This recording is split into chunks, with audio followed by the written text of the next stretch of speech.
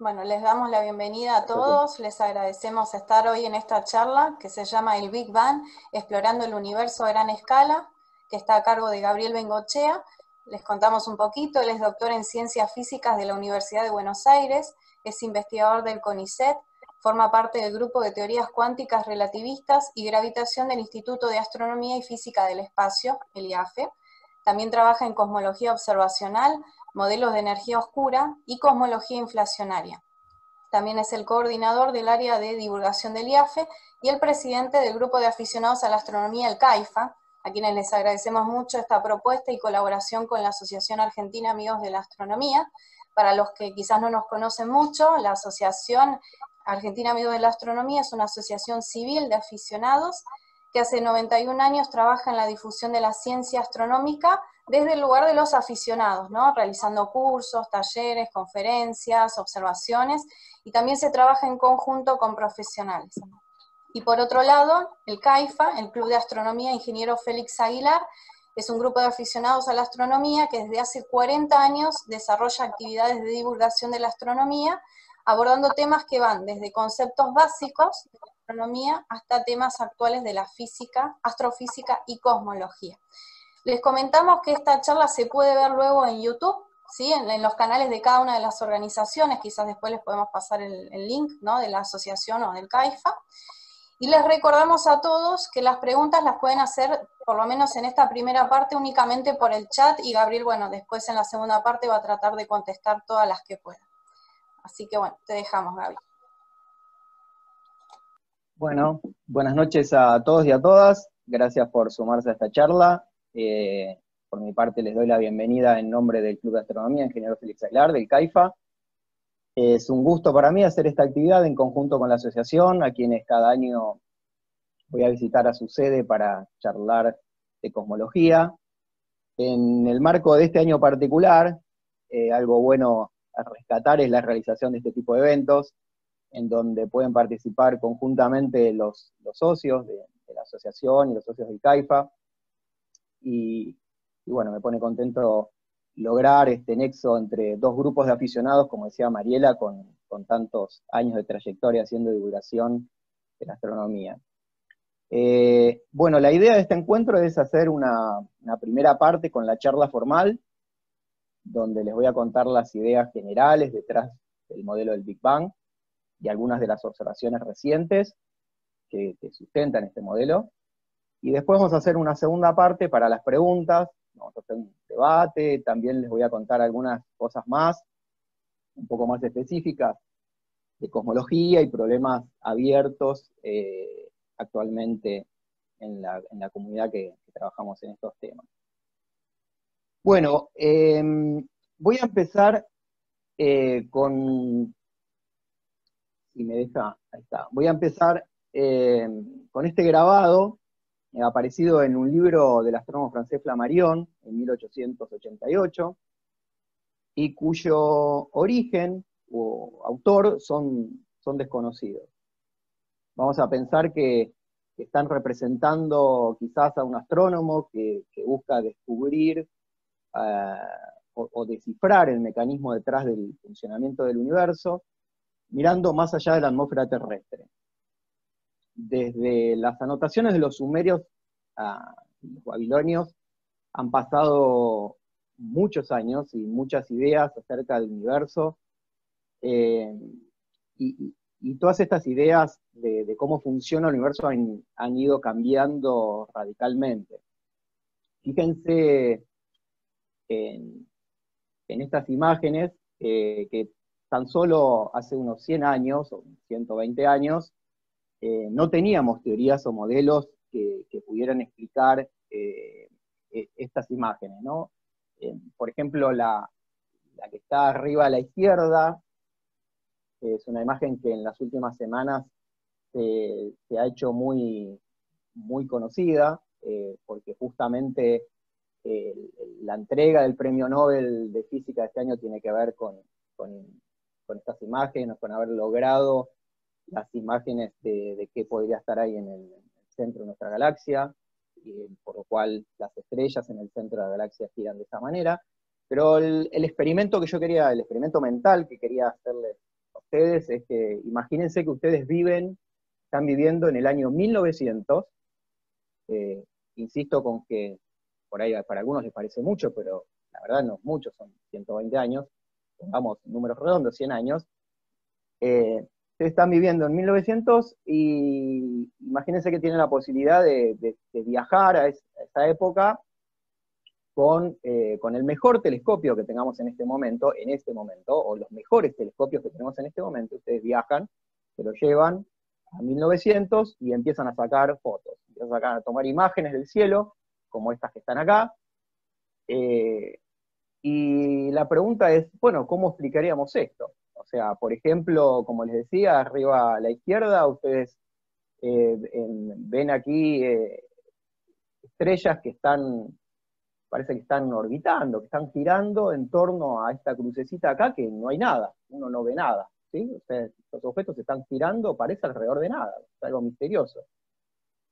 O en esta imagen de acá, en donde podemos ver estas galaxias, y de repente ven como arcos, cosas deformadas, con formas raras, que bueno, decimos, ¿será un problema del telescopio? ¿Será un problema de cómo estamos tomando la imagen? ¿Algún error del instrumento?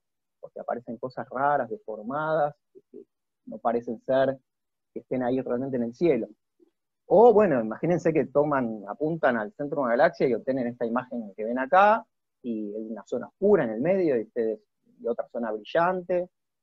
O toman una imagen así, de un campo relativamente un poquito más grande en el cielo, y dicen, ¿por qué las cosas están desparramadas de esta manera en el cielo? ¿Por qué no están todas en una esquina, todas juntas en un lugar en el cielo? ¿Por qué están desparramadas de esta manera, que parece estar aleatoriamente distribuidas? Bueno, ¿por qué? ¿Cómo llegaron ahí? Bueno, todas estas preguntas y muchísimas otras, en 1900 no tendrían respuesta, no tendríamos modelo o teorías para tratar de respondernos estas preguntas que nos generan estas imágenes. Y uno dice, bueno, son 100 años, y hace 100 años más o menos, 120 años, en 1902 se hacía la primera película de Un viaje a la Luna. La película de Georges Méliès, 1902, la que ven a la izquierda. Y lo que está a la derecha es el despegue desde la Luna, la misión Apolo 17 en 1972. Esta misión Apolo 17 tuvo que esperar 70 años desde la película de Georges Méliès, la primera película, para que sepamos in situ qué hay en la Luna, cómo es la Luna. En 1900 nos imaginábamos que la Luna podía tener cosas extrañas, y la gente imaginaba este tipo de cosas y hacía esas películas, pero la realidad es que en 1900 teníamos muy pocas ideas de eso, ¿no? Y como les decía, tan solo hace más o menos 50 años pisamos la Luna y tenemos un poco de información, y es que empezamos a construirnos la historia de la Luna. Entonces no hace tanto, ¿no? Pasaron muchos años, desde los babilonios y los sumerios, etcétera, pero la cuestión es que de manera un poco más precisa y con más cantidad de datos, y de una manera un poco más rigurosa, con teorías de fondo, sustentables, que nos permitieron armar modelos, la realidad es que no hace mucho, ¿sí? Y en las últimas décadas es que esto se ha acelerado, que se han incrementado los datos, y hemos empezado a precipitar la realización de un modelo bastante bien sustentado. Bueno, este es otro pedazo de película de una misión Apolo, en este caso es del Apolo 15 de 1971, y la idea de poner esto es para mostrarles que uno dice, bueno, las teorías físicas con las que nos vamos a construir el modelo del universo son las mismas que usamos acá en la Tierra para explicar cómo cae un objeto al suelo cuando lo soltamos, o nuestros experimentos de la vida cotidiana, cómo funciona un auto, cómo se mueven los objetos. Esa misma física que usamos acá en la Tierra valdrá en otro lugar. Bueno, en esta misión Apolo, fíjense, dejan caer dos objetos, un martillo y una pluma, al mismo tiempo, y efectivamente llegan al suelo al mismo tiempo, como nos dicen las ideas de Galileo o las ideas de Newton. Pero la verdad es que no hace mucho que eso lo hemos puesto en práctica en otro cuerpo celeste, que no sea la Tierra. Recién fue en 1971, no hace tanto. Y para esa época, más o menos, es cuando empezamos a enviar sondas interplanetarias, sondas a otros planetas para tratar de investigar esos otros planetas, y es donde hemos puesto a prueba las leyes físicas que usamos acá en la Tierra, y, ok, parece funcionar, mandamos un satélite, obtenemos datos, y en los planetas las leyes físicas parecen ser las mismas que usamos nosotros acá. Bueno, ok, también observamos la luz de galaxias o de objetos distantes, y toda esa información que nos llega, en principio, nosotros las explicamos con las mismas leyes. Pero entonces, en un acto de coraje y de valentía, ¿no?, los cosmólogos decimos, bueno, valen acá, valen en la Luna, valen en los planetas de nuestro sistema solar, parece que la luz que nos viene en los objetos la explicamos de la misma manera. Bueno, extrapolemos y imaginémonos que las teorías físicas que nosotros conocemos valen en todo el universo. Vamos a hacer esa extrapolación, vamos a hacer esa suposición, y vamos a ver hasta dónde llegamos, qué podemos explicar. Así que es así que con las mismas teorías físicas, los cosmólogos buscamos descubrir cómo funciona todo el universo. Bueno, ¿cuáles leyes físicas? Bueno, el pilar fundamental teórico de nuestro modelo es la teoría de Einstein de la relatividad general. La teoría para la gravitación, nuestra teoría más acabada, que nos parece funcionar mejor en todos los experimentos que hemos hecho a la fecha, es la teoría de la relatividad general. Esta teoría viene desde el año 1915, cuando fue formulada por Einstein, y la idea de cómo funcionan estas ecuaciones de Einstein de la relatividad general, la idea es que nos relaciona la geometría del espacio-tiempo con el contenido que hay adentro, con el contenido de materia y energía. ¿Qué significa esto? Que en el fondo lo que nos está relacionando es, cuando hablamos de geometría, de alguna manera lo que queremos decir es cómo medimos distancias. Queremos una receta que nos permita medir distancias. Y la relatividad general lo que nos hace es ligar, relacionar la geometría con el contenido, como les decía. Entonces, fíjense que si nosotros logramos medir distancias en el universo, podemos tratar de descubrir de qué está hecho el universo. Y es fuerte lo que estoy diciendo, porque nosotros desde la Tierra, sin salir de la Tierra, medimos distancias y podemos saber de qué está hecho el universo. Eso es lo que nos permite hacer esta teoría de Einstein. Es una herramienta que, de ser válida, efectivamente de poner a prueba y tratar de describir el universo con esta teoría, tiene este poder, ¿no? Quería remarcar con eso. Por otro lado estaban las observaciones, que también se empezaron a gestar para principios de 1900. En 1912, Leifer, el astrónomo, es quien hace las primeras mediciones de desplazamientos de líneas espectrales en galaxias, en Andrómeda y en algunas galaxias cercanas. Es quien, analizando la luz que viene que venía de esas galaxias, encuentra los espectros de las líneas desplazadas. Y posteriormente, después con las ideas del Lemaitre en 1927 y con Hubble en 1929, se empieza a gestar esta idea de relacionar estas líneas espectrales con que las galaxias se estarían alejando, que tendrían ciertas velocidades alejándose de nosotros, hacerle una interpretación a ese corrimiento de las líneas espectrales. Ellos pensaban que tenían que ver con un efecto conocido para esa época, que es el efecto Doppler. Esas fueron las ideas que empezaron a sostener ellos. Y Y entonces empezó a gestar esta idea de que el universo podría ser dinámico, que podría no ser una cosa estática, sino que esté evolucionando.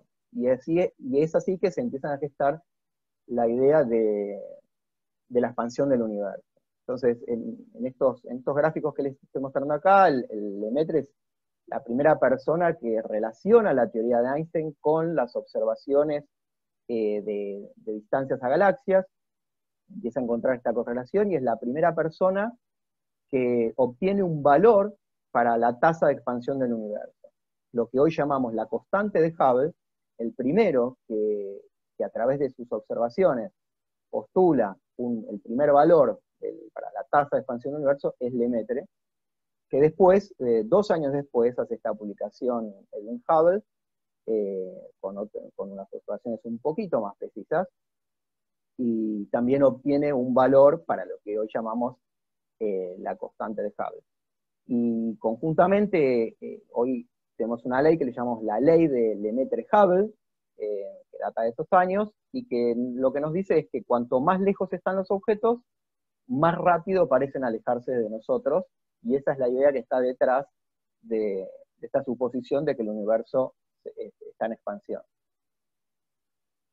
Bueno, llegamos a mediados del siglo XX, y es así, la relatividad general ya había nacido, la física cuántica también a partir de la década del 20, década del 30, empieza a desarrollarse y a formularse más rigurosamente, pero lo que quiero remarcar es que detrás de lo que nosotros llamamos modelo del Big Bang, el modelo cosmológico del Big Bang, están estos dos pilares teóricos, estas dos teorías que son la relatividad general de Einstein para la gravitación y la física cuántica. Esos son los dos pilares teóricos. Ahora, si bien ahí fue surgiendo el modelo del Big Bang, ese modelo, esa idea, también en las últimas décadas fue evolucionando, y hace unos 40 años atrás, la idea que teníamos del modelo del Big Bang no es la idea actual, también sufrió algunas mutaciones en las últimas décadas. Y uno de los problemas que tenía lo que se llamaba el Hot Big Bang estándar para la década del 80, uno de los problemas es el que se conoce como el problema del horizonte, y tiene que ver con lo siguiente. Si nosotros miramos al cielo, ¿no? Nosotros salimos una noche despejada, con un buen cielo, y miramos en distintas direcciones del cielo, y lo que vemos es que el cielo nos aparece muy parecido, muy similar en todas las direcciones que nosotros apuntamos los telescopios. Y entonces en este gráfico que está acá a la derecha, lo que quiero mostrar es que ustedes saben que cuando miramos en el cielo objetos distantes, estamos mirando hacia el pasado. Mirar al pasado en este diagrama está representado por este cono así que ven. O sea, nosotros estamos en esta superficie, en esta sábana, digamos, este es nuestro momento actual, nosotros estamos acá, por ejemplo, y cuando miramos con los telescopios, o con satélites, o con otro instrumento, miramos distante, estamos mirando atrás en el tiempo, y el asunto es que si nosotros miramos en distintas direcciones del cielo, por ejemplo, y no muy separadas en el cielo, supongamos dos direcciones en el cielo separados por una distancia angular más o menos de 2 lunas llenas. Nuestro modelo dice que si nosotros miramos a regiones separadas con ese ángulo, o más, si vamos hacia atrás en el tiempo, esas regiones en el cielo, si vemos en este gráfico, no tuvieron tiempo de conectarse y de mandarse información. Por ejemplo, estos puntos A y B, si nosotros los vemos en el pasado, estos puntos A y B, o este punto A con el punto de al lado, fíjense que estos conos de luz, no se están tocando. En este diagrama, esta sábana color roja vendría a ser el momento del Bang, del Big Bang, ¿sí? El nacimiento del universo está representado por esta sábana roja. Entonces no podemos ir más atrás en el tiempo que eso, en el marco del modelo del Big Bang.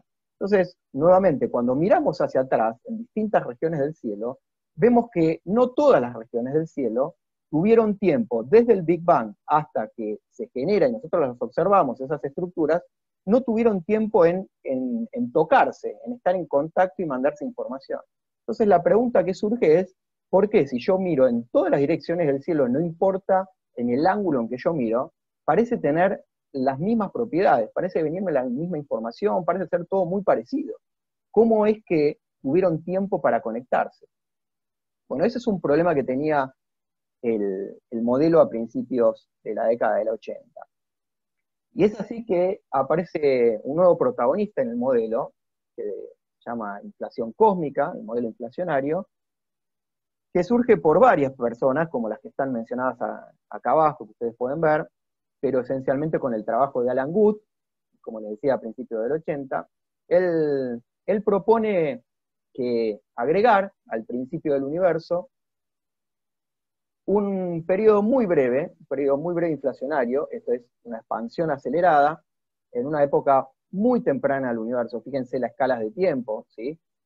Muy al principio, una expansión acelerada que se encienda y se apague enseguida, y esa expansión acelerada resolvería el problema que les acabo de mencionar y otros problemas que tenía el modelo del Big Bang hasta la década del 80, el Hot Big Bang.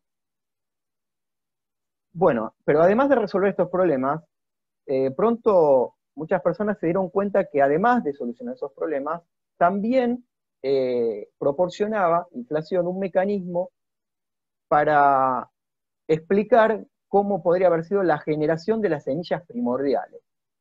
Las semillas que luego dieron origen, después de mucho tiempo, a las estructuras que vemos en el cielo, a las galaxias, los cúmulos de galaxias. Ese mecanismo vendría también en el marco del modelo inflacionario. Entonces, como les decía, Alan Guth propone que al principio del universo, la energía del universo estuvo dominada por un campo, al que le llamamos inflatón, porque infla, y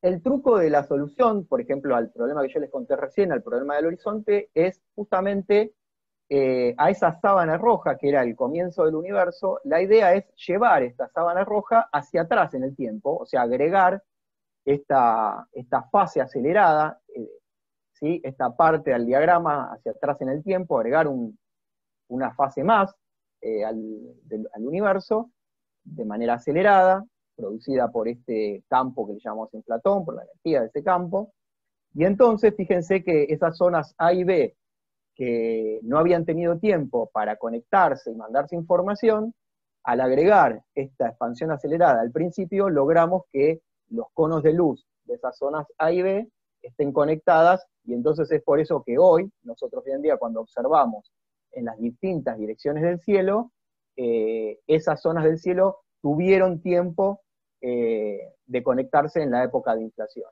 Y por eso en el cielo vemos todas las propiedades muy parecidas en las distintas direcciones. Lo vemos como muy parecido en todas las direcciones. También les decía que inflación, además de resolver esos problemas, aparentemente proporcionaba un mecanismo para explicar cómo surgieron las semillas de estructura, las semillas primordiales. Esas semillas primordiales suponemos que tuvieron un origen cuántico, por eso les decía que los dos grandes pilares son la relatividad general para la gravitación y la física cuántica.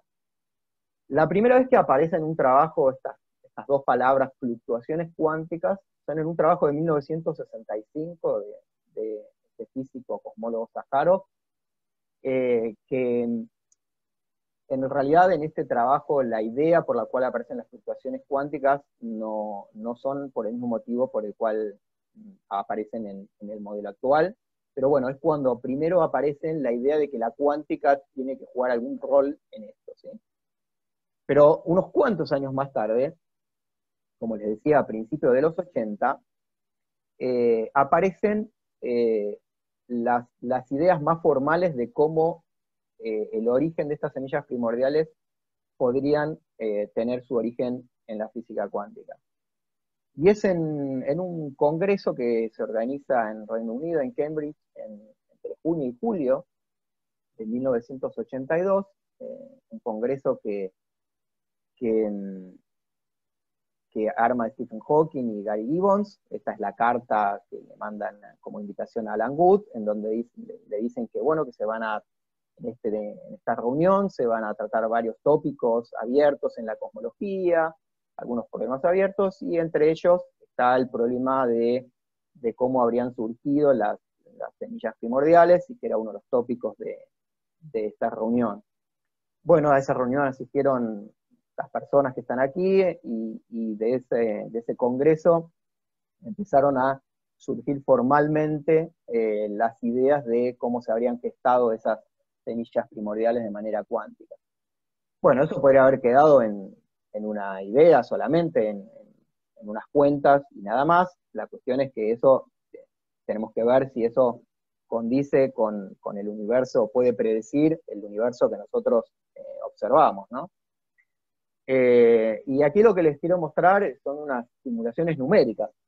Ahora vamos a ver también observaciones, por supuesto, pero hay simulaciones numéricas que se hacen, y que efectivamente si uno en estas simulaciones pone como condición inicial estas semillas generadas durante la época de inflación, al principio del universo, bien al principio, en una época bien temprana, y hacemos evolucionar esas semillas generadas durante inflación, las hacemos evolucionar gravitacionalmente. O sea, esto que ven aquí de fondo serían las condiciones iniciales de esas semillas distribuidas de una manera muy, muy homogénea, o como por ejemplo este cubo que está acá, estas condiciones iniciales.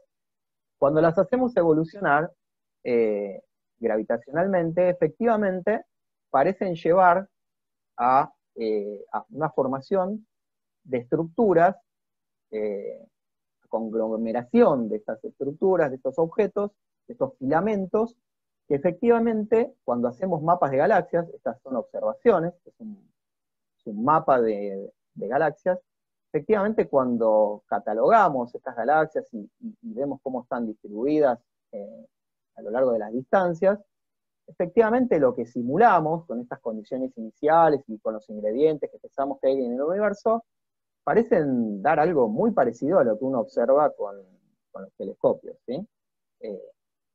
Así que bueno, quiero remarcar que entonces esto que están acá abajo son simulaciones hechas por computadoras, y lo que está aquí arriba son observaciones hechas con telescopios, ¿sí? Bueno, ahora, después de inflación, ¿cómo sigue la historia? ¿Cómo sigue la historia del modelo del Big Bang? Bueno, entonces, vamos, en este diagrama, verticalmente es distancia, ¿sí? Tamaño, distancia, y horizontalmente es el tiempo, ¿sí? Cómo evoluciona el tiempo. Por supuesto, para poderlo dibujar tenemos que reducir dimensiones espaciales, así que acá solamente hay una dimensión espacial y el tiempo, ¿sí?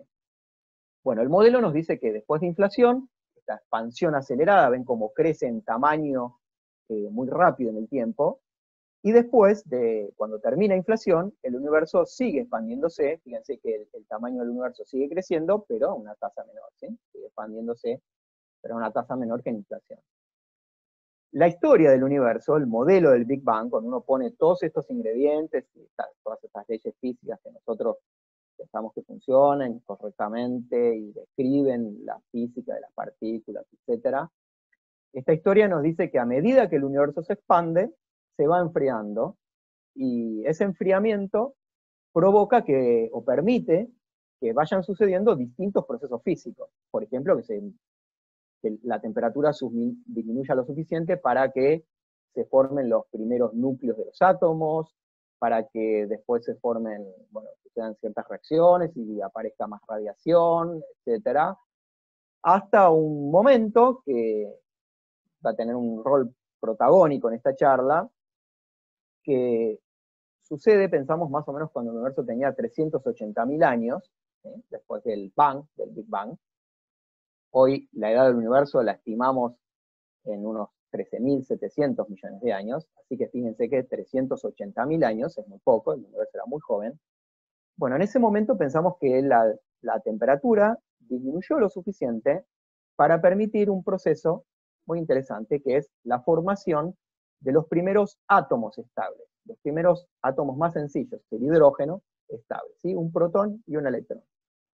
Eso pensamos que sucedió en esta época, 380.000 años. Y en ese momento, que se forman los primeros átomos, lo que sucede es que justamente la materia, hecha por átomos, empieza a hacer su vida propia. Decimos que se desacopla de la radiación. Porque hasta ese entonces, hasta antes de los 380.000 años, fíjense que las temperaturas eran tan elevadas que la materia y la radiación acá está dibujada con estas vigoritas amarillas, ¿sí? Las radiaciones, electromagnetismo, ¿sí? Radiación electromagnética, hasta ese entonces estaban haciendo colisiones, o sea, chocaban entre la materia y la radiación, chocaban unas con otras, y ese choque impedía que se formen estructuras, que se formen átomos, se destruían enseguida. Con sucesivos choques se destruían. Pero a los 380.000 años, el universo, las condiciones del universo son las propicias para que la radiación no logre romper a los átomos que intentan formarse y se puedan formar.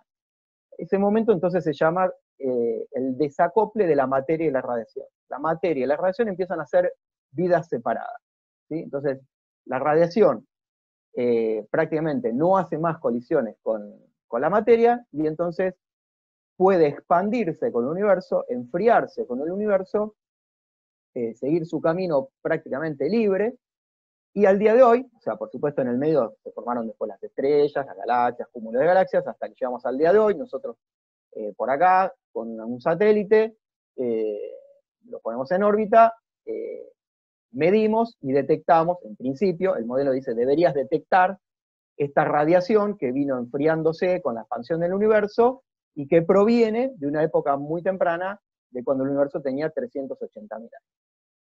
Esta radiación, ustedes ya sabrán, habrán escuchado, se conoce como el fondo cósmico de microondas.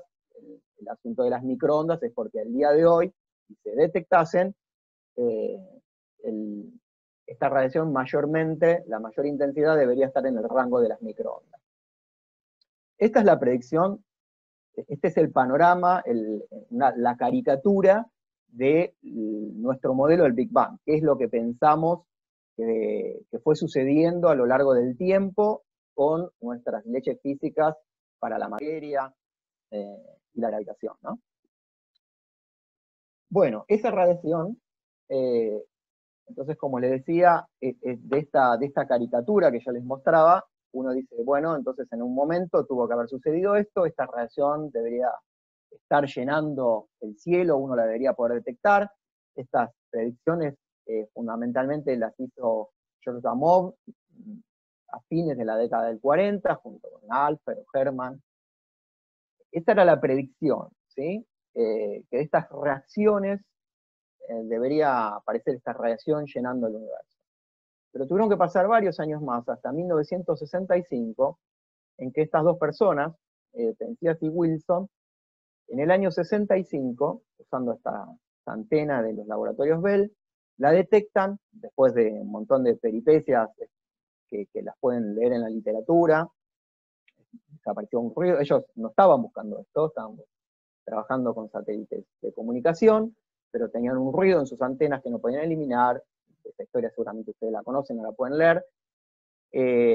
Pero cerca de ahí, en Princeton, había otra gente como Peebles y compañía que sí estaban intentando buscar eran cosmólogos que estaban tratando de buscar estas cosas, y entonces se enteran de que Penzias y Wilson tenían estos ruidos en las antenas y se ponen en comunicación y dicen, señores, ustedes deben estar detectando esto que nosotros queremos detectar, y que viene predicho por el modelo del Big Bang, etc. Bueno, Penzias y Wilson ganan el premio Nobel por esto en el año 1978. Efectivamente, esa radiación, ese ruido de fondo, era el fondo cósmico de microondas, que tiene una temperatura característica muy baja, casi 3 Kelvin, o sea, prácticamente cero absoluto, ¿sí? 270 grados centígrados bajo cero. Y como les decía, si uno puede estudiar esta radiación, ahora la detectamos, bueno, si la podemos estudiar, es radiación que nos trae información, que viene viajando de cuando el universo era muy joven, y nos trae información de cuando el universo era muy joven, cuando tenía unos 380.000 años. Bien, esto fue en el año 1965. Tuvimos que esperar unas cuantas décadas más para hacer la siguiente revolución en este tema. Y el asunto es que el modelo también nos dice que el cielo no puede ser exactamente igual. Esta radiación que detectamos en el cielo, y que detectó Penzias y Wilson, y que era igual en todas las direcciones del cielo, la idea es que el modelo nos dice, si vos podés mirar, hilar fino, mirar con más precisión esa radiación, no puede ser exactamente igual en todas las direcciones. Porque yo miro en una dirección y veo una galaxia, miro en otra dirección y no veo una galaxia. Entonces, hay algo que en esa dirección del cielo que se logró formar una galaxia, tiene que tener algo distinto a esa zona del cielo cuando yo apunto y no veo galaxias. No puede ser exactamente igual. Y además, como les conté, se supone que el origen de todas las estructuras que vemos en el cielo tienen que ver con semillas, esas semillas cósmicas generadas cuánticamente en la época de inflación, en una época muy temprana. Entonces, tiene que haber diferencias. Bueno, así como hacemos un mapa de la esfera del planeta Tierra, la proyectamos de esta manera en 2 dimensiones, uno puede intentar observar esta radiación en todas las direcciones del cielo, en toda la esfera celeste, y armar una proyección de todo el cielo, de esta radiación. Pero fíjense que entonces tuvimos que esperar de 1965 hasta la década del 90, a principios de los 90, para obtener la primera imagen de pequeñas diferencias de temperatura en esa radiación cósmica de fondo de microondas que detectaron Penzias y Wilson en el 65. Se necesitó que la tecnología avance lo suficiente para poder discernir pequeñas diferencias de temperatura. ¿Cuán pequeñas son? Casi millonésimas de grado de diferencia. O sea, los colores que ustedes ven acá entre rojo y azul, la diferencia entre esos colores es aproximadamente casi una millonésima de Kelvin. Pero efectivamente, por primera vez en la década del 90, vemos que el cielo no es perfectamente isótropo, o sea, igual en todas las direcciones. Hay en ciertas direcciones en donde parece un poco más frío, un poco más caliente, como el modelo, el Big Bang parecía decirnos, y ese origen inflacionario de las perturbaciones iniciales, de las semillas cósmicas, parecen encontrar un correlato con estas observaciones.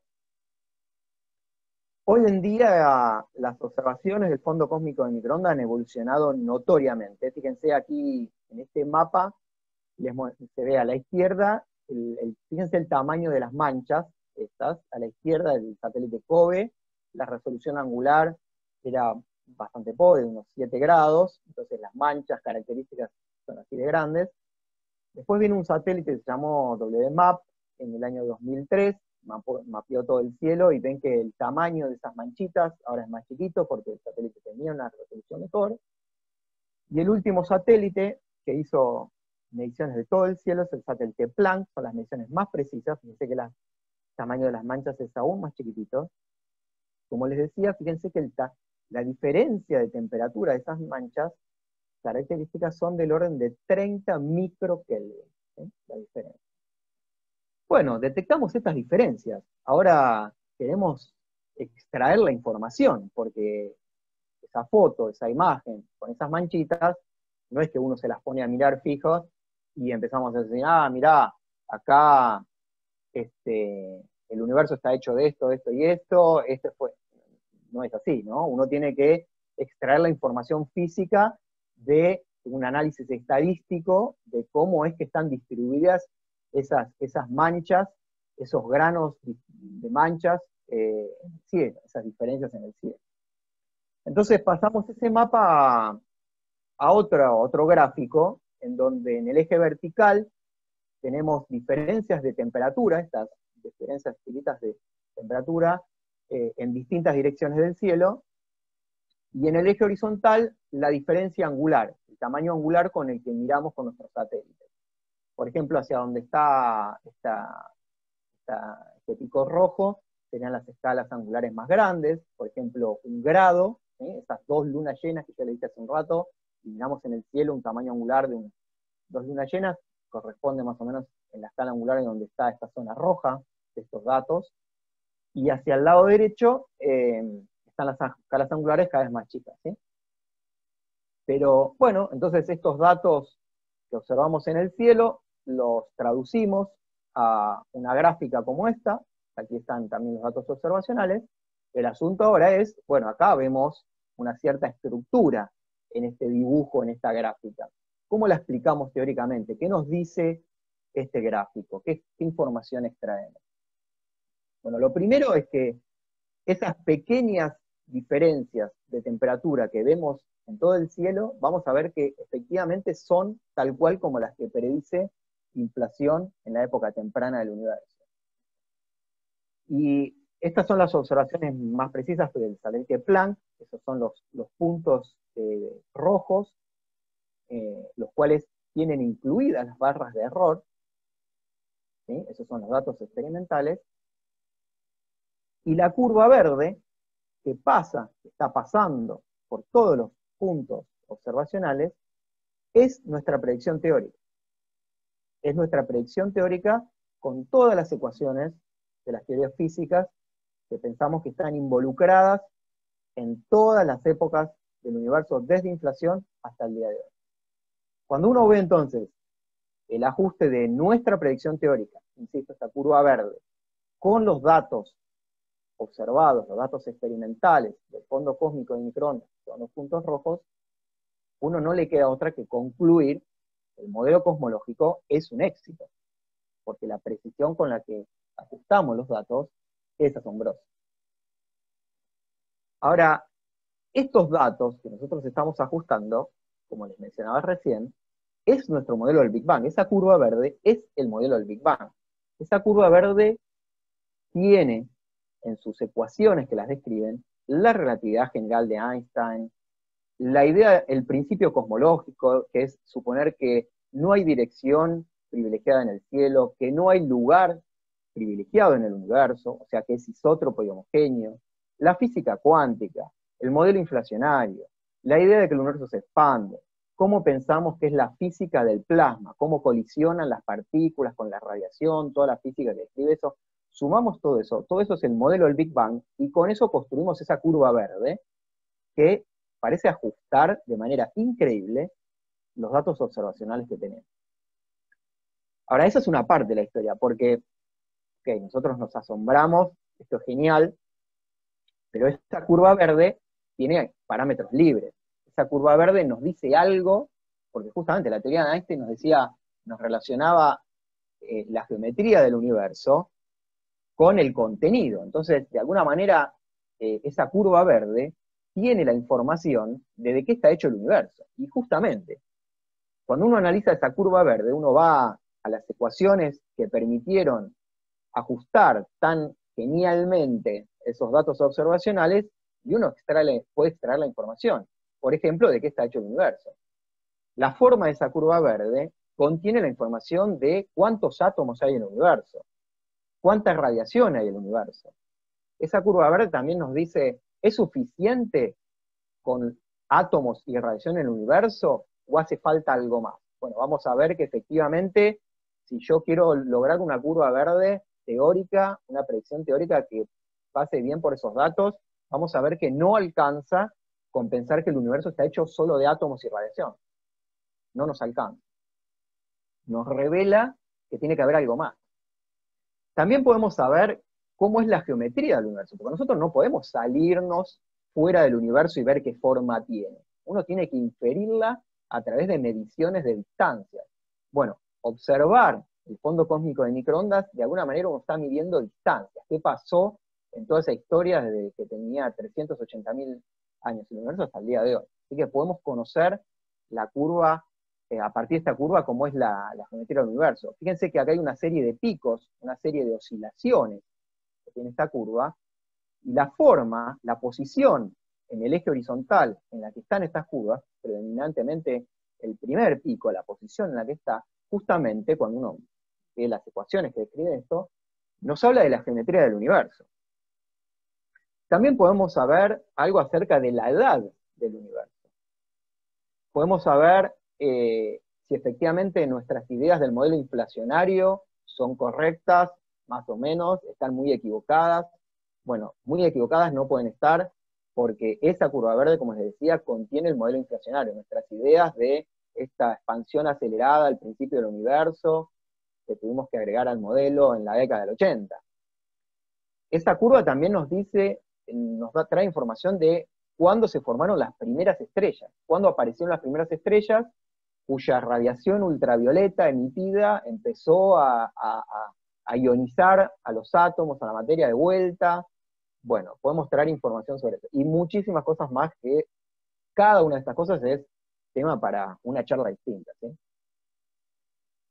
Ahora, esta curva que yo les mencioné acá, les decía que nos dice que no solamente con átomos y radiación, con eso solamente esto parece no funcionar.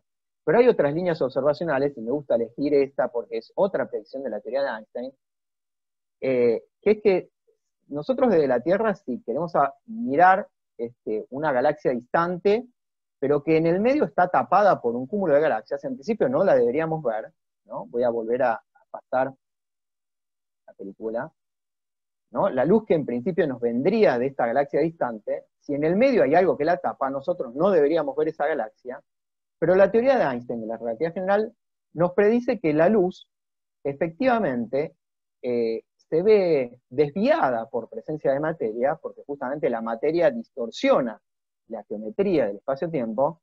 Entonces, esa luz de la galaxia distante, que en principio a nosotros no nos podía llegar porque había algo en el medio que estaba tapando, el asunto es que cuando esa luz es desviada, voy a pasar nuevamente, cuando es desviada por la materia que está en el medio, nosotros terminamos viendo a esa galaxia, pero no la vemos igualita, la vemos distorsionada. Lo que vemos en el cielo es ese cúmulo de galaxias que está tapándonos en el medio, pero vemos en esta imagen estos rastros, estas cosas deformadas, estos arcos, ¿sí? Deformados en el cielo, que son una predicción de la teoría de Einstein. Son esa galaxia que está ahí atrás distante y que nosotros en principio no la podíamos ver, pero la estamos viendo deformada, formando imágenes deformadas en el fondo del cielo. ¿Se acuerdan que una de las primeras diapositivas que le mostré, justamente que si uno viajaba hacia el año 1900 y sacaba una foto como esa con el mejor telescopio que hoy tenemos, uno no podía explicarla? Bueno, hoy la podemos explicar, esas deformaciones, esos arcos que nos aparecen en estas imágenes, gracias a la teoría de la gravitación de Einstein. Bueno, ¿y qué nos dice esto? Y nos dice que si nosotros queremos explicar la manera en que nos aparece distorsionada las imágenes de esa galaxia, con la materia que está ahí en el medio, con la luz que nosotros vemos, con las galaxias, los objetos que nosotros vemos ahí en el medio, no lo podemos explicar. La cantidad de materia, de masa que hay ahí, deformando esa luz, si nosotros contamos solamente la masa que vemos, ¿sí? A través de la luz, no alcanza esa masa para deformar al objeto en la manera que nosotros lo vemos en el cielo. Necesitamos que en el medio, en esa cosa que está ahí en el medio tapando, tenga más masa de la que nosotros estamos viendo. Esta es una de las líneas observacionales que justamente nos dice que tiene que haber más masa de la que vemos, y es lo que conocemos como materia oscura. Pero, como yo les anticipé un poco con el fondo cósmico de microondas, para lograr esta curva verde que pase muy bien por todos los datos observacionales, la realidad es que solamente con átomos no alcanza, no podríamos lograr un buen ajuste. También esta curva, esta línea observacional del fondo cósmico de microondas nos dice, tiene que haber en el universo algo más que los átomos que nosotros conocemos, la materia, los átomos de la materia que nosotros conocemos. Bueno, este efecto predicho por la teoría de Einstein se conoce como lentes gravitacionales, es un área muy activa actualmente observacionalmente. Bueno, y es una manera entonces que tenemos como de pesar, de saber cuánta masa hay en el universo, a través de cómo se deforma la luz de objetos distantes. Bueno, entonces la cuestión es, parece que hay algo más en el universo que átomos, hay algo que llamamos materia oscura. Oscura porque no brilla, la miramos en todo el espectro electromagnético, no sé, ondas de radio, en el infrarrojo, en el ultravioleta, en el visible, rayos X, rayos gamma, microondas, miramos en todas las frecuencias y no la vemos. Pero gravitacionalmente parece que está. Parece que sus efectos gravitatorios, porque tienen masa, eso está ahí. Esta no es la única sorpresa.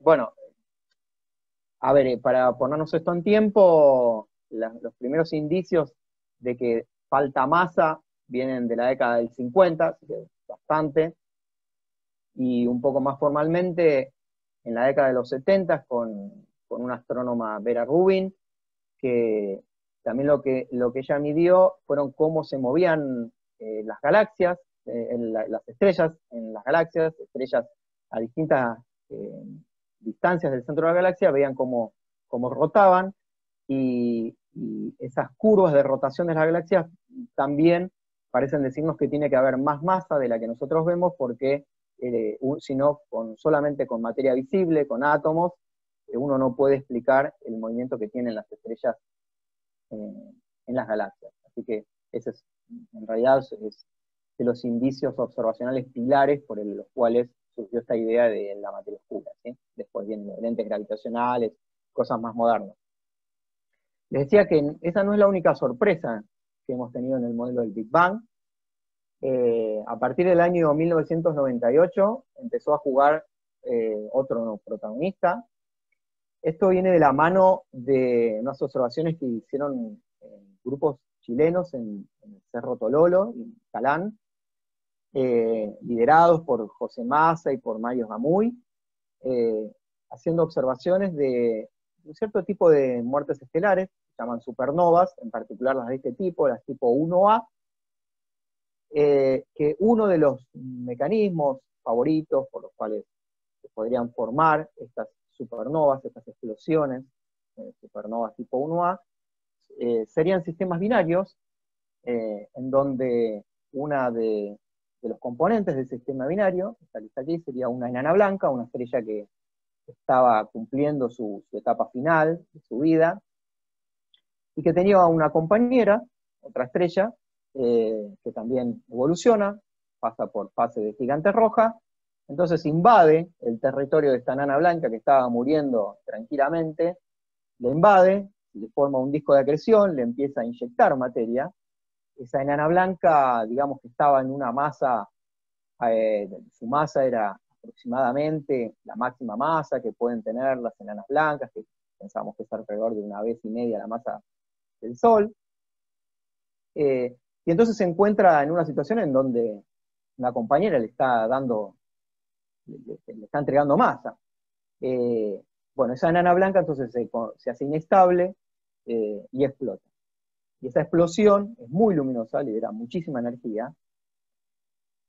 Y este grupo en Chile se encontró que una manera, un vínculo entre el brillo máximo que tenían estas estrellas cuando explotaban, con cómo era el decaimiento a lo largo de los días, cómo era el decaimiento del brillo a lo largo de los días. Encontró una relación que permitía entonces calibrarla, permitía calibrar cuál era el brillo absoluto, la luminosidad de esas estrellas.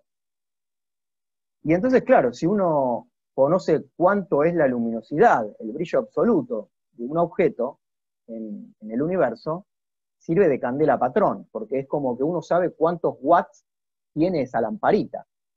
Entonces, si uno sabe cuántos watts tienen estas lamparitas, y en principio estas muertes estelares tipo supernovas 1A, supongamos que suceden todas de la misma manera, porque hay enanas blancas, y las enanas blancas todas tienen la misma máxima masa, condiciones muy parecidas, entonces como que la luminosidad, pensábamos, deberían ser muy parecidas entre ellas. Entonces, si son muy parecidas entre ellas y tenemos una manera de calibrarlos, tenemos cuántos son los watts de esas lamparitas. Bueno, y ustedes saben que si nosotros vamos a una ferretería y compramos 2 lamparitas iguales, pongamos, no sé, de 100 watts, hoy en día ya no se consiguen de tantos watts, pero supongamos que conseguimos estas lamparitas, 2 lamparitas iguales de 100 watts, sabemos que tienen 100 watts, si a un amigo le damos unas de esas lamparitas y le decimos que se aleje de nosotros a 100 metros o 200 metros, esa lamparita ya no nos va a encandilar, pero sigue siendo de 100 watts. Pero nosotros, viendo de cuántos watts nos parece verla, debilitado, sabiendo que es de 100 watts, a nosotros lo que nos permite es saber a qué distancia está nuestro amigo con esa lamparita de 100 watts. Nos permite medir distancia. Entonces, esta es el arte de magia, lo genial de poder calibrar estas explosiones de supernovas, porque son muy luminosas, tienen muchos watts, entonces nos permiten medir distancias muy lejanas. Bueno, este gráfico que está aquí representa en el eje vertical el brillo de estas supernovas, y en el eje horizontal el corrimiento al rojo, ¿sí? Algo que tiene que ver con la distancia, digamos, a estos objetos. Los puntos que están en amarillo aquí, los primeros objetos, son las observaciones que hizo esta gente en Chile, en Calán y Tololo, y entonces parece encontrar esta relación entre el brillo y el corrimiento al rojo. Bueno, ok, estas son las observaciones. ¿Qué dice nuestra teoría? ¿Qué dice nuestro modelo cosmológico de cómo deberían ser las distancias a estos objetos? Porque acuérdense que según la teoría de Einstein, las distancias, la geometría, está relacionada con el contenido del universo. Así que midamos distancias y veamos de qué está hecho el universo. Bueno, entonces, busquémonos en nuestro modelo cuál es la curva teórica que mejor pasa por todos estos puntos. Muy bien, es esta que está acá. En el año 1998, usando estas calibraciones de la gente de Chile, dos grupos en Estados Unidos, Permuter, que es el que aparece acá en la foto, y otra persona, Adam Rees, dos grupos, lideraron observaciones con instrumentos más precisos que permitieron observar supernovas tipo 1A más débiles, más distantes. Y entonces las empezaron a agregar en este diagrama, que son estas cosas que nosotros vemos acá. Los puntos rojos empezaron a aparecer, que son los datos de los chilenos. Estos puntos rojos que empezaron a aparecer a partir de fines de la década del 90, eran esas observaciones. ¿Qué pasó? Que, si ustedes se fijan, los modelos teóricos que teníamos hasta fines de los 90, nuestra predicción teórica para las distancias a estas estrellas, todos nuestros modelos pasaban por debajo de estas líneas, de estos puntos rojos, de estas observaciones que están acá. Todos nuestros modelos pasaban por debajo, no ajustaban, o sea, ajustaban bien los datos a estas distancias, los datos del grupo de Chile, pero las nuevas observaciones no parecían ser bien ajustadas. No había un modelo teórico que pasara bien por estos nuevos datos observacionales. Entonces se encontraron con la disyuntiva de decir, bueno, ¿qué hacemos? ¿Estaremos midiendo mal? ¿Hay un problema con las observaciones? ¿O será que nuevamente tenemos que rever nuestro modelo del Big Bang? ¿O será tal vez que no solamente tenemos que rever el modelo del Big Bang, sino tenemos que modificar nuestras teorías que están de fondo en el modelo del Big Bang? ¿Será que tenemos que corregir la teoría de la gravitación de Einstein? ¿Será que la física cuántica está mal? Bueno, ni un camino ni otro. Dijimos, bueno, las observaciones parecen estar bien hechas, porque hay otras líneas observacionales que ya nos venían trayendo estas dudas. Entonces, veamos qué podemos modificar dentro del modelo del Big Bang sin romper nuestros pilares teóricos. ¿Qué podemos modificar del modelo que nos permita la teoría de Einstein de la relatividad general? Bueno, la sorpresa fue que podemos agregar un nuevo ingrediente al universo, permitido por la teoría de Einstein, pero tenemos que pagar un precio. Si queremos, con la teoría de Einstein, y agregar este ingrediente que nos permite esa teoría, agregarlo al modelo, ese ingrediente, y lograr una curva teórica que pase por estos nuevos datos observacionales, la teoría, el modelo, nos predice que entonces el universo tiene que estarse acelerando. La expansión del universo tiene que estar siendo acelerada en este momento. Actualmente tiene que estarse acelerando. Si el universo estaba hecho solamente de materia, átomos o materia oscura, La predicción de la teoría de Einstein, la predicción de nuestro modelo del Big Bang, es que el universo se estaba expandiendo, pero se estaba frenando. Se estaba expandiendo de manera desacelerada. Si queremos compatibilizar nuestro modelo con estas nuevas observaciones que estamos teniendo, entonces el precio que tenemos que pagar es que eso nuevo que agregamos en nuestra teoría, leyéndola en el marco de nuestra teoría, nos dice la expansión tiene que ser acelerada. Bueno, por este descubrimiento de la expansión acelerada, mediante observaciones de supernovas tipo 1A, es que en el año 2011 estas tres personas, Rees, Smith y Perlmutter, ganaron el premio Nobel de Física, y a partir de este momento, a este nuevo ingrediente se le dio un nombre genérico que se conoce como energía oscura. Nuevamente lo de oscura es porque no la observamos de manera directa, sino que estamos leyendo a través de nuestra teoría sus efectos indirectos que hacen sobre la expansión del universo.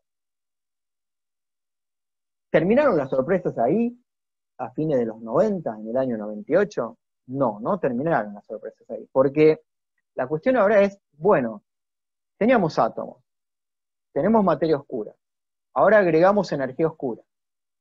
¿Cuánta energía oscura tenemos que pensar que hay en el universo para que nuestra predicción ajuste perfectamente bien por todas estas observaciones de supernovas tipo 1A? ¿Sí? Ya dijimos que medíamos el brillo, estimábamos distancias, y a través de la relación de la teoría de Einstein, medir distancias nos permite obtener el contenido del universo, de qué está hecho el universo. Bueno, ahora tenemos esta energía oscura. ¿Cuánta energía oscura tenemos que poner en el universo, pensar que hay en el universo, para que estas observaciones sean ajustadas bien por nuestro modelo? Bueno, y ahí vino una nueva sorpresa. El 70, por lo menos el 70% del universo. El 70% del contenido energético del universo tiene que estar en esta forma de energía oscura, haciendo que el universo se expanda de manera acelerada. Bien, entonces les hablé del fondo cósmico de microondas, la historia de cómo la radiación en el universo viajó y cómo la vemos hoy con nuestros instrumentos y cómo la estudiamos y toda la información que podemos sacar de ahí. Les dije que teníamos que tener materia oscura, les hablé de las supernovas tipo 1A, otra línea observacional que nos dice que tiene que haber algo más que átomos, esta cosa de energía oscura.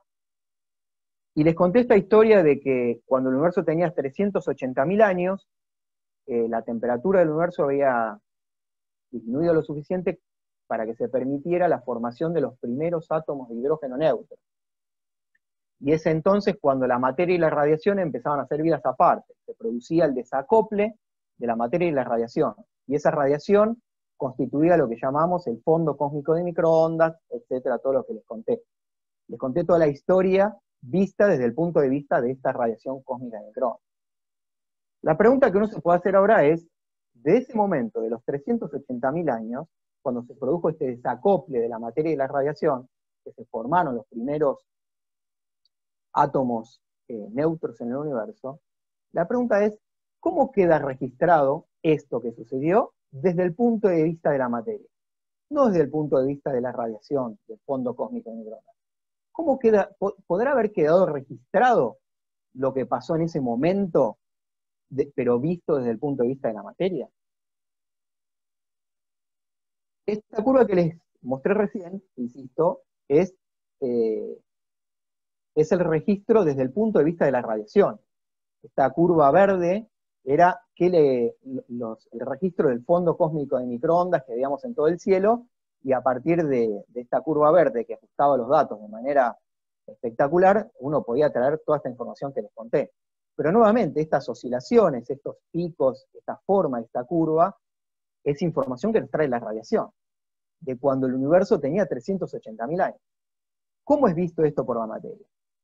Bueno, imaginémonos entonces nuevamente en inflación, pensamos que es el mecanismo que nos da el origen de las perturbaciones iniciales en el universo, que luego dieron origen a galaxias, etc. ¿Cómo modelamos eso? Bueno, esto lo modelamos de esta manera.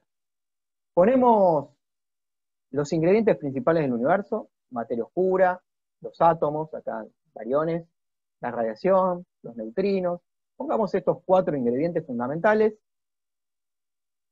Esto que estoy representando aquí es, digamos, en alguna posición del espacio, las perturbaciones. ¿Sí? Una perturbación en el espacio.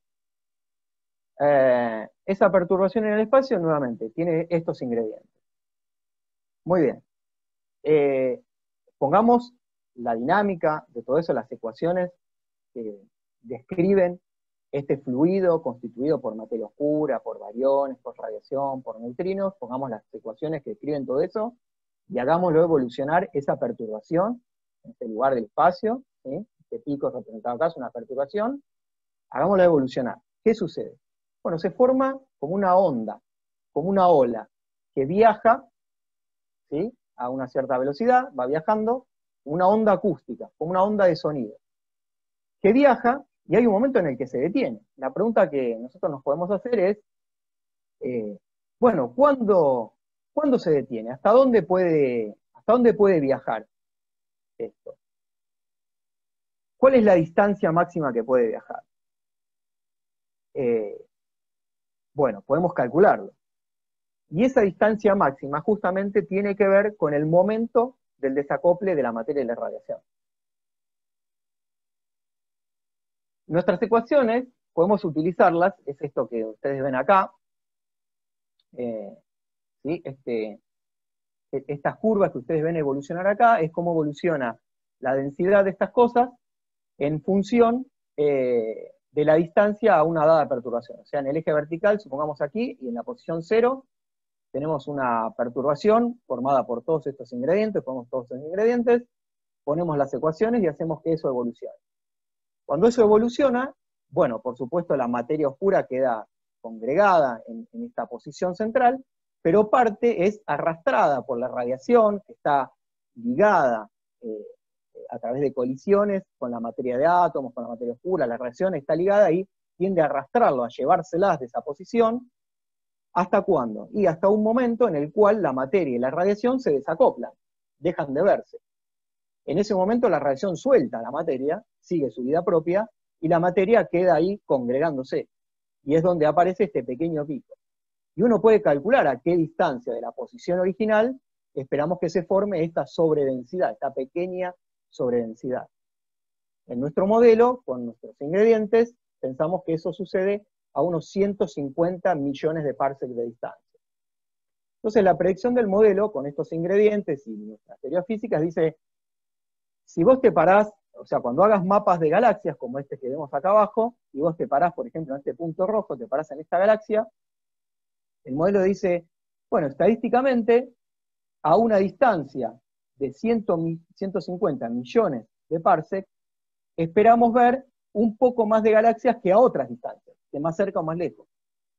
Porque suponemos que cuando en este momento en el que la materia y la radiación se desacoplan, es cuando debería haber terminado de viajar esa ola inicial que yo les mostré en esa diapositiva anterior.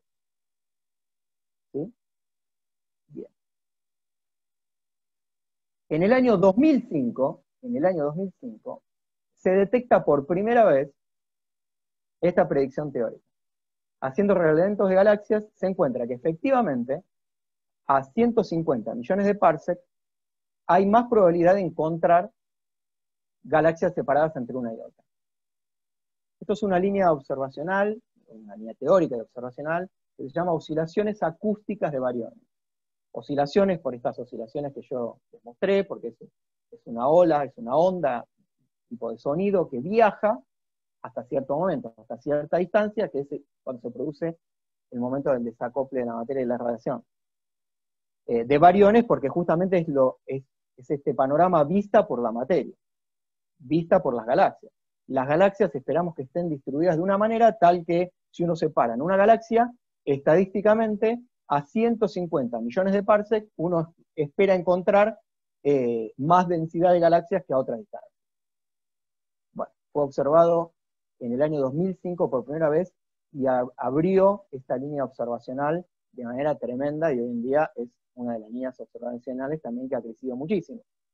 Pero nuevamente, esto nos permite medir distancias, esta escala patrón con la que nos armamos gracias a estas observaciones, medir distancias. Nuevamente, nos abre una nueva ventana para medir de qué está hecho el universo, porque nuevamente medimos ahora distancias a galaxias y podemos obtener de qué está hecho el universo por otra línea observacional. Bien, entonces, cerrando un poco con la idea general de esta charla que queríamos mostrar, es que por lo menos combinando estas tres líneas observacionales, las del fondo cósmico de microondas, las de las supernovas tipo 1A, o las estructuras a gran escala, a través de estas oscilaciones acústicas de bariones, de ver cómo están distribuidas las galaxias en el cielo, esta combinación, cuando uno mezcla todas estas cosas, nos parece decir que nuestro modelo actual es el siguiente. Todos los átomos en todo el universo, o sea, la materia que más o menos conocemos bastante bien, los átomos, distribuidos en todo el universo, en todas sus maneras posibles, estructuras posibles en el universo formados por átomos, parece ser solamente el 4% del universo. Y es peor aún, porque de ese 4%, solamente el 0,5% es materia visible en forma de estrella. El resto está distribuido entre materia oscura, un 26% más o menos, y esta otra cosa que era la energía oscura, que hacía que el universo se expanda de manera acelerada. La pregunta que nos hacemos, por supuesto, que es parte de la pregunta que vamos a seguir en la parte del debate, es si estaremos en problemas, ¿no? Bueno, ¿cómo es que sabemos que el universo está distribuido de esta manera? O sea, yo les conté un poquito estas líneas observacionales, y a partir de esas líneas observacionales terminamos en esta torta de distribución de cómo están las cosas en el universo. ¿Cómo es que sabemos eso? Viene en esta diapositiva. Cuando nosotros combinamos estas líneas observacionales, las ponemos en un gráfico, por ejemplo, como este. En el eje vertical es la cantidad de energía oscura, y en el eje horizontal la cantidad de materia en el universo. Átomos y materia oscura. Así que tenemos, por un lado, nuestra teoría, que predice cuánto podrían valer estos valores de parámetros, cuánta energía oscura, cuánta materia, y por otro lado tenemos las observaciones.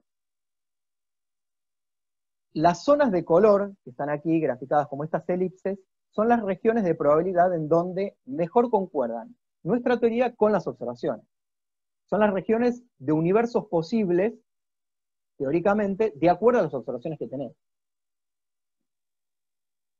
Los distintos colores representan las distintas líneas observacionales. ¿Ven? Por ejemplo, las que están en azul son los universos probables de acuerdo a las observaciones de las oscilaciones acústicas con bariones. Las zonas en rojo son los universos permitidos por las observaciones de supernovas. Y esta zona gris, que es muy delgada porque justamente son los datos más precisos que tenemos, son las del fondo cósmico de microondas. Bueno, ¿dónde hay una zona donde se cruzan estas líneas observacionales? Porque estas zonas de colores podrían estar muy dispersas y sonamos, porque distintas líneas observacionales parecerían estarnos diciendo cosas muy distintas, y ahí estaríamos realmente en problemas. Lo bueno es que hay una zona en donde se cruzan estas tres líneas observacionales de física bien distinta, y que es esta zona por acá. Y esa zona por ahí es la que justamente nos dice, si vamos a los ejes verticales y horizontal, nos dicen, bueno, si vamos al eje vertical, tenemos más o menos entre 0,5 y 1, o sea, más o menos es un 70%, más o menos, por aquí, de energía oscura. Y en el eje horizontal, que teníamos la materia, nos dice, más o menos el universo debería ser un universo que tiene 30% de materia. 30% de materia en total, átomos y materia oscura. Entonces ven que nuestras regiones de confianza son estas que están graficadas por estos dibujos. Insisto, lo que nos dice es que un universo, por ejemplo, cuyos parámetros cosmológicos estén por aquí, por ejemplo, vamos a este, 80% de materia y 50% de energía oscura, eso sería un punto en este diagrama por acá, está en la zona blanca, no está en la zona de colores, entonces nos dice, ese universo no es posible, no es probable, no tiene probabilidad de representar la realidad de acuerdo a los datos observacionales que tenemos hoy. Los datos observacionales nos dicen que tu modelo teórico, tu universo tiene que vivir por acá. Sí, nuestro modelo es correcto, por supuesto, sí. Los datos nos dicen algo más, porque uno se podría preguntar, bueno, ¿qué cosa es la energía oscura? Y ese es este otro gráfico que está acá. En el eje vertical voy a representar un parámetro cosmológico que se llama esta W, y en el eje horizontal es la cantidad de materia. Nuevamente, los gráficos de colores son las regiones permitidas por los datos observacionales, las regiones donde concuerda la teoría de la observación, y entonces cuando combinamos estas líneas observacionales, nuevamente hay una zona en la que las tres zonas de colores coinciden, y entonces nos dicen, bueno, ya dijimos que el universo tiene 30% de materia, pero en el eje vertical, este parámetro W nos habla de qué cosa es la energía oscura. Bueno, ¿y qué cosa los datos parecen decirnos que es la energía oscura? Bueno, es algo cuyo parámetro cosmológico W vale -1. Se conoce como la ecuación de estado, lo vamos a hablar en la próxima segunda parte. Pero al día de hoy, todos los datos observacionales, fíjense que de hecho estos gráficos los estoy sacando de un trabajo que fue mandado a publicar en julio de este año, que es bien reciente. Pero bueno, los datos observacionales parecen encajar con que la energía oscura tiene este parámetro que vale exactamente -1, y eso corresponde a lo que conocemos teóricamente como la constante cosmológica. La constante cosmológica es un ingrediente que está en la teoría de Einstein de la relatividad general, es parte de las ecuaciones de Einstein de la relatividad general, es lo que estaría haciendo que nuestro universo se acelerara en este momento, y justamente esa constante cosmológica, con la letra lambda se simboliza, justamente esa letra griega, lambda, es la que forma parte de nuestro modelo cosmológico de concordancia, que se llama así, lambda CDM, que son las siglas que representan lambda como la constante cosmológica, como energía oscura, y CDM significa cold dark matter, materia oscura fría, que sería este otro ingrediente que formaría parte del universo. Así que este es nuestro panorama actual. Acá pongo mis palabras finales, ¿sí? para terminar con esta parte formal de la charla y abrimos las preguntas, debate, lo que quieran hacer. Las palabras finales serían que, por un lado, tenemos un modelo teórico que llamamos el Big Bang, con el que describimos de manera asombrosa numerosas observaciones. El fondo cósmico de microondas, las distribuciones de galaxias, las observaciones de supernovas tipo 1A, y un montón de otras líneas observacionales más. Con nuestros cálculos, nuestras teorías físicas, tratamos de entender qué pasó y cómo pensamos que funciona el universo, cómo pensamos que fue la evolución desde inflación hasta el día de hoy. Nuestro conocimiento del universo en las últimas décadas incrementó notablemente, notablemente. Hoy conocemos con mucha precisión todos estos ingredientes del universo, pero fíjense que uno podría pensar acá, hacer esta distinción entre conocer y entender. Incrementamos mucho nuestro conocimiento, pero no estamos terminando de entender del todo qué son estos ingredientes. Tenemos muchos interrogantes abiertos, muchos. Algunos de estos interrogantes abiertos, por ejemplo, son ¿qué cosa es el espacio y tiempo? ¿Qué cosa es el espacio-tiempo? Dijimos que la teoría de Einstein es una teoría genial, nuestra mejor teoría para describir la gravitación, es la teoría que describe el espacio-tiempo, pero podemos preguntarnos, bueno, ¿qué es el espacio-tiempo? ¿Está hecho de algo? ¿Qué es el espacio-tiempo? No tenemos respuesta. ¿Qué son la materia oscura y la energía oscura? ¿Existen? ¿Habrá que rever el modelo? Bueno, si existen, ¿qué cosas son? ¿Cuál es la naturaleza de esos dos ingredientes? Hubo ¿Hubo un bang? ¿Hubo un inicio? ¿Cuál fue el origen del universo? ¿Existió por siempre? ¿Tuvo un origen efectivamente? ¿Son nuestras teorías, o dicho de otra manera, nuestras teorías actuales, están en su forma definitiva, en su forma terminada, en su versión final? ¿O tendrán que ser revisadas, modificadas? Bueno, ya tenemos indicios de que no pueden ser la versión final estas teorías. O sea, son muy buenas aproximaciones, nos sirven muchísimo para escribir muchas observaciones, pero sabemos que no pueden ser la versión final. Así que esa pregunta es una pregunta abierta. Bueno, como parte del CAIFA, como presidente del CAIFA, déjenme contarles a los que no saben que este año el Club de Astronomía ha cumplido 40 años desde su fundación, y que por supuesto los invitamos a que nos sigan por Facebook buscándonos, o por el canal de YouTube, en donde estamos siguiendo algunas de estas charlas que hemos estado haciendo durante este año, u otros videos. Pero bueno, los invitamos a sumarnos. Para nosotros es una alegría que el grupo hayan pasado 40 años y sigue funcionando, y seguimos haciendo actividades a lo largo de todo el año. Así que, bueno, los invitamos a sumarse. Así que bueno, yo acá ahora cierro entonces formalmente esta parte, les doy las gracias por acompañarnos.